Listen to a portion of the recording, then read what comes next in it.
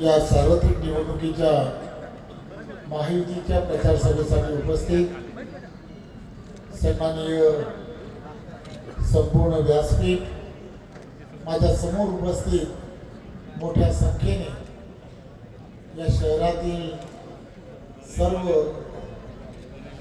बंधू भगिनी आणि पत्रकार मित्रांनो, खरं तर औपचारिकता फक्त बाकी आहे. पाहिल्यानंतर लक्षात येतं महायुती अतिशय चांगल्या पद्धतीने या जळगावमध्ये निवडून येणार यात काही शंका नाही. आणि त्याची फक्त घोषणा करण्यासाठी मला असं वाटतं शिंदे साहेबांना आणि यांना दोघांना इथे आले नाही, त्यांनी त्यांचा वेळ दुसरीकडे जरी दिला तर मला असं वाटतं की ते चांगलं होतं. एक तर या सर्व विषयाला तुम्ही आणि आम्ही सर्वजण माझ्या अगोदर सर्व नेते मंडळींनी अनेक विषयाला स्पर्श केला, त्यामुळे मी आपला काही फार वेळ घेणार नाही. परंतु एक विषयाला स्पर्श करणं अत्यंत गरजेचं आहे.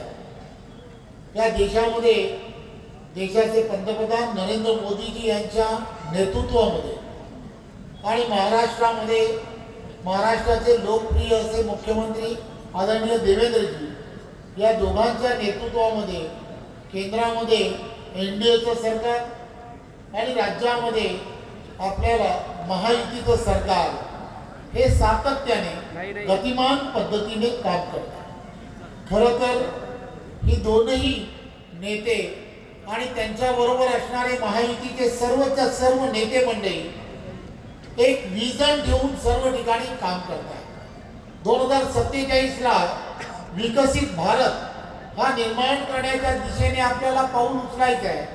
त्याचबरोबर विकसित महाराष्ट्र या दिशेने आपल्याला पावलं उचलायची आहे.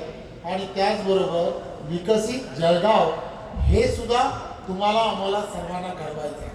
पूर्ण जर करायचं असेल तर एक विचाराने केंद्र आणि राज्यामध्ये ज्यांची सत्ता आहे त्यांच्या बरोबरच राहणं हे अत्यंत गरजेचं आहे. आणि त्यासाठी 15 तारखेला होणारं मतदान जे आहे हे 15 तारखेला होणारं मतदान हे महायुतीच्या प्रत्येक उमेदवाराला मिळणं हे अत्यंत गरजेचं आहे. माझी आपणा सर्वांना विनंती आहे की आपण सर्वजण पाहत असाल की गेली वर्षानुवर्ष 2014च्या अगोदरचा काळ हा तुम्ही आणि आम्ही सर्वांनी पाहिला आहे. आपण सर्वजण राजकारणामध्ये व्यासपीठावरील सर्व धुरंधर आहात, त्याचबरोबर समोर बसणारे सर्व पत्रकार आपण सर्वजण पाहता की आपल्याला सर्वांना 2014च्या अगोदर विकासासाठी मिळणारा निधी हा इन्फ्रास्ट्रक्चरसाठी मिळणारा निधी हा किती तुटपुंजा होता. परंतु या सगळ्या निधींमध्ये मोठ्या प्रमाणामध्ये वाढ का झाली? ही धोरणं जी आहे ही आदरणीय पंतप्रधान नरेंद्र मोदीजी 2014ला देशाचे पंतप्रधान झाले आणि त्यांनी एक घोषणा दिली की मैं न खाऊंगा और किसी को खाने नहीं दूंगा. त्या पद्धतीने एक देशाला एक वेगळ्या दिशेने नेण्याचं काम हे देशाच्या पंतप्रधानांनी केलं. त्यांनी नवीन पद्धतीने रिफॉर्म्स ज्याला म्हणतात, वेगवेगळ्या पद्धतीचे रिफॉर्म्स तयार केले. इन्कम टॅक्स मध्ये जीएसटी, वन नेशन वन टॅक्सच्या दिशेने जाण्याचा प्रयत्न केला. आणि या सगळ्या गोष्टीमध्ये आपण सर्वांनी पाहिलं असेल की देशामध्ये असणारं उत्पन्न जे आहे आपलं असणारं उत्पन्न हे 7 अनेक पटीने वाढलं. आणि त्यामुळे आपल्याला आपल्या देशामध्ये इन्फ्रास्ट्रक्चरमध्ये मोठ्या प्रमाणामध्ये काम करायला सुरुवात झाली. मी आदरणीय गिरीश भाऊ असतील, किशोरप्पा असेल किंवा व्यासपीठावरील ही सर्वजण यांच्या सगळ्यांचं ज्यांनी आता एक जाहीरनामा तयार केला. हा जाहीरनामा हा महायुतीचा जाहीरनामा हा नेहमीच 5 वर्षामध्ये आम्हाला काय करायचं आहे या दृष्टिकोनातून नेहमी काढला जातो.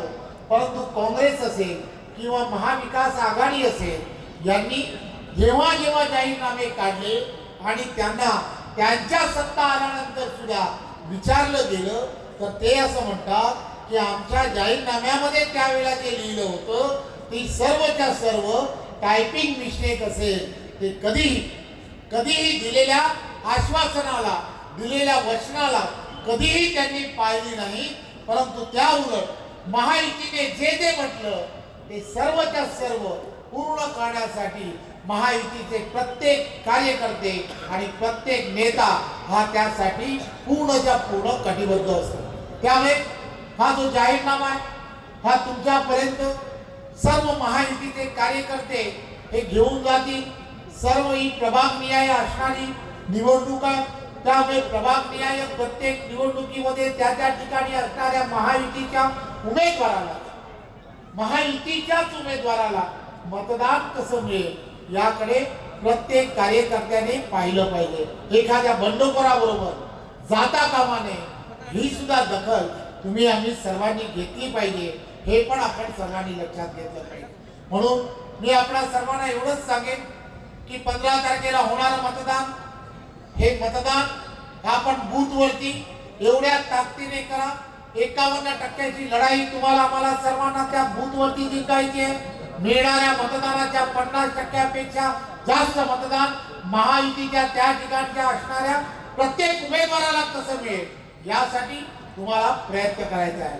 मी आपणा सर्वांना एवढंच आश्वासित करतो, महायुतीचे मुख्यमंत्री, उपमुख्यमंत्री ही सर्व मंडळी जळगाव आणि जळगाव मधला हा जो जाहीरनामा तयार केला आहे या जाहीरनामा पूर्ण करण्यासाठी कटिबद्ध राहतील हे मी तुम्हाला आश्वासित करतो आणि थांबतो.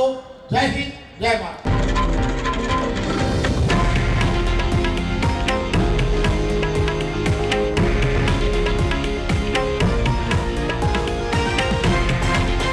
हे आहे देशातील नंबर 1 न्यूज नेटवर्क आणि आपण पाहत आहात TV9 मराठी, एकमेव.